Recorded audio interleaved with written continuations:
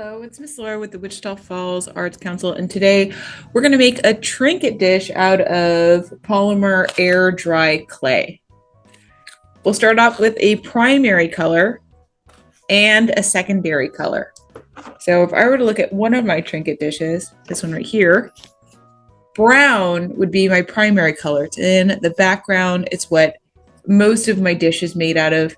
And then orange is my secondary color. There's less of it. It's used to make the design. We won't use a whole lot of the secondary color, so you can trade with your classmates, and we'll get into that a little bit later, in order to get more colors. Okay, so there's a lot of different things we can do to create the surface of, or the surface design of our trinket dishes, and we're going to focus on two main shapes to create different kinds of shapes, designs, and forms. Okay. So I'm going to start by taking my primary color. This is the main color of my dish. So the brown on this dish or the blue on this dish. I'm going to take it out of the packaging. Maybe they're opening a bag. And I'm going to squeeze it in my hands and knead it together so that it becomes an even consistency. Roll it around, do a lot of squishing, treating it like a little stress ball. I'm evenly distributing the moisture in the clay and making it more malleable, more plastic. So I am now rolling my primary color into a ball. So I'm rolling in between the palms of my hand and then taking my fingertips and then squishing it into a ball shape.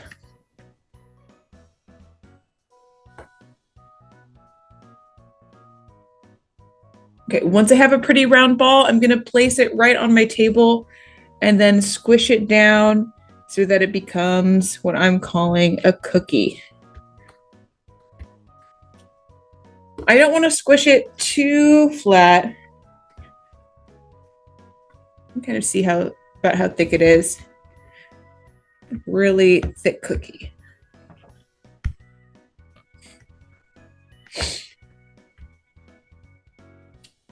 All right, I'm gonna put my cookie to the side for a moment and then open up my secondary color. And I'm squishing it to make it more plastic, to evenly distribute the moisture in the clay, just like I did the primary color. And with the secondary color, we're all gonna do two shapes that we can use in our designs. You don't have to press it into your cookie, but I will on mine to show you what it looks like. Okay. Once we've kneaded it together, we're going to pinch off a little tiny portion, just a little bit, and we're going to roll it in our fingers into a little pea-sized ball. It could be a little smaller than mine, a little bigger than mine. You roll it on your table or in between your fingers or on your hand. Once you have this ball, you don't have to squish it into your cookie, but I'm going to create a circle or a dot. So if you want to make polka dots, this is a great way to do it. Roll little balls first and then squish them onto the surface. And of course, when we flatten them out, they get wider. We have more surface area.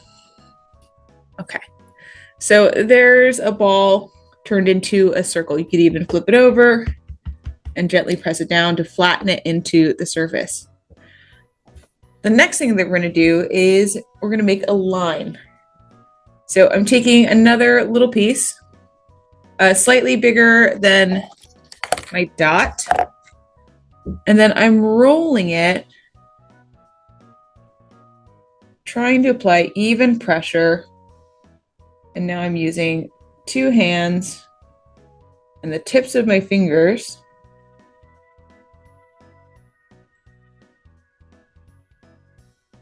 I'm going to roll a coil.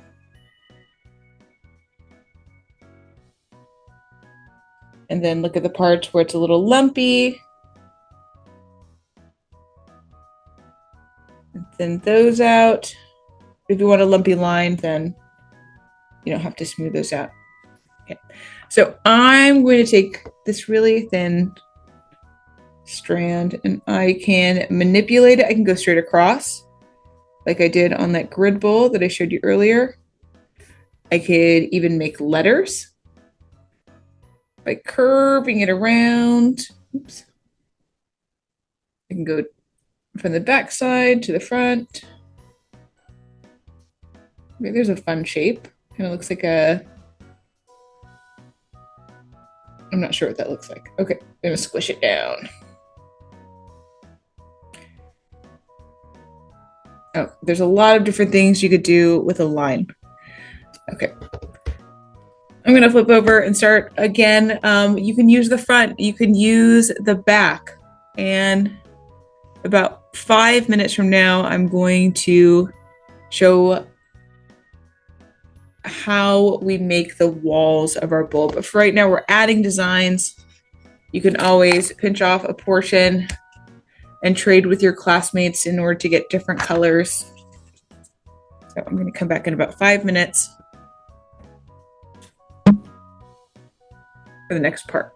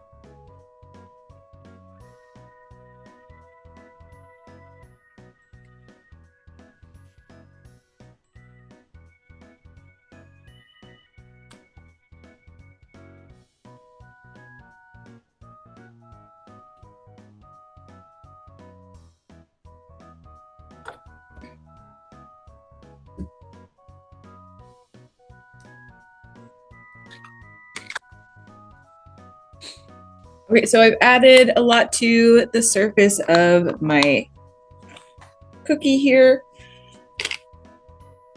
We need to start forming the walls of our bowl before this dries out a little too much. So I'm going to do one more squish upside down. So I'm going to flip my piece over, gently flatten the design into the table. It might squish a little bit. That's fine. These little edges. I'm going to go around the edge and I'm going to gently lift up the edge with a little pinch. I'm applying a little pressure on the inside with my thumb, so I'm not just pushing from one side. I guess it's more like I'm pulling with my pointer finger and then pushing out with my thumb. And I'm going to keep going around.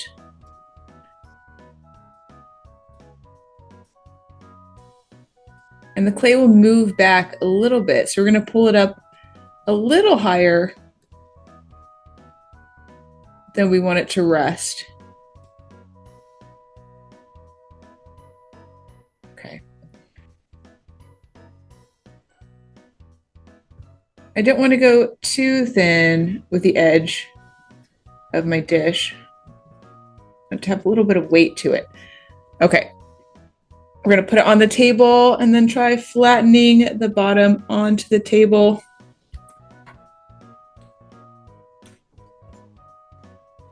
And even after you raise up the walls of your dish, you can continue adding until the clay becomes too dry to work with. I would let these sit for at least 24 hours before handling to let the piece completely dry before taking home. Okay, thanks for joining me. Bye.